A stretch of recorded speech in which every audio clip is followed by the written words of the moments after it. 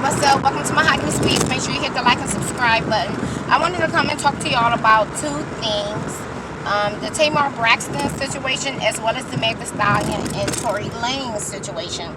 So, to talk about Megan and Tory, we know Megan was shot in the foot. Tory was arrested with a gun after they had a night of partying. So, as y'all can look on my Twitter, I have been said this 5 days ago, something like that, that it was clear and evident to me they had been messing around. It was a night of partying, so of course we know drugs, booze, sexing, and all of that. So I was thinking that they probably ended up having a little bit too much, getting into it, maybe jealousy, or whatever drama. And he was trying to scare or threaten her and was shooting at her foot, and ended up making a mistake and actually shooting her foot. That just seemed clear and evident to me as reading the situation that was taking place, that was the most likely reasons. What do you call it? The reasonable thought process of what had taken place. So stories have been coming out now. Y'all can go check my Twitter for that. 4 or 5 days ago, I was like, I don't know how because Jay Prince was trending. They were saying that they believe Jay Prince put a hit on her head. I'm like, that don't even make sense. Because first off, Jay Prince was putting the hit on this girl. Trust me, it would have been thorough. The person, she would have been dead. She would be dead. She wouldn't have been shot in the foot. So that makes it clear that since she was shot in the foot, that the person was aiming down at the ground around her feet. So I think Tory was upset with her. Well, they stated now that she was actually trying to leave from being around him, from his vicinity, and he tried to scare her and was shooting at her feet, and he ended up shooting her in the foot. It is tragic. It is sad. Domestic violence is never okay. I'm glad that she is okay and it was just her feet. But I hope her the best in this situation. But yeah, it was evident her and Tory was messing around with each other. We had seen the live of them partying, and usually when people party, there's booze involved. Up there in Hollywood, they gonna have their little cocaine and all of that. So I think he was just off one. Was upset that she wasn't, I don't know, embracing him maybe the way that he wanted to be, and he did that. And you can go look on my Twitter. I said that 4 or 5 days ago. Now, to move on with, I do have another theory of what could have happened with that, but it's more so of a conspiracy theory, which I will divulge some of my conspiracy theories, but not right now. I just think that pretty much sums up that situation that happened between Tory and her.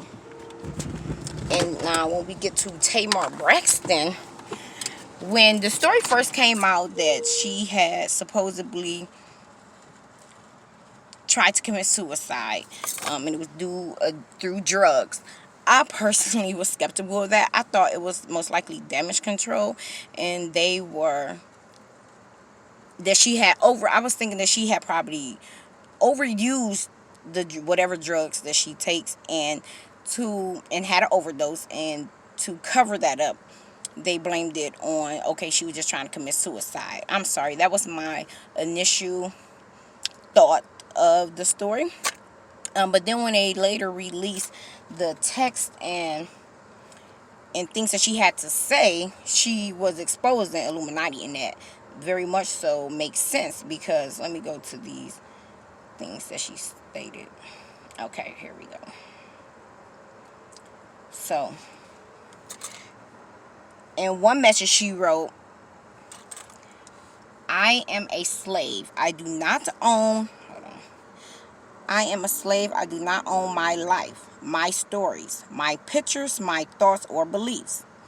And that is very much so true in Hollywood. When you sign these deal contracts, whether it's for modeling, no matter what it is, you are normally signing over your likeness to where they can portray that picture to look however they want. They own the picture likeness of you. As far as when you tell these stories, they can edit and make it appear whichever way that they want. They do own you like that. So I believe she's talking about more though than just her Hollywood contracts and the biz. I think she's talking about that, what they call it, that deal with the devil type of contract, because she goes on to say, I've asked my master, right? So before what she stated as far as them owning your stories, your pictures, and stuff like that, That could just be normal contract with TV deals with brands and stuff like that that you sign on to market for profit. But she says, I've asked my master to free me, which means she spoke to a specific person asking them to free her, let her go. She's done with it. And then she says, I'm threatened and punished for it. That is very much so what they do in the business. If you are not with the unseen powers that be, not a specific brand or your manager or something like that, when they go to the powers that be there and they're not behaving the way that they want them to, doing what they want them to do, not complying, they very much so threaten them and they very much so punish them for it.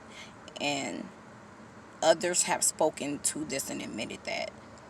And then it says, the only way I see out is death. I will choose that before I continue to, I think she meant to put live, but it says love like this. So yeah, live like this. Please help me.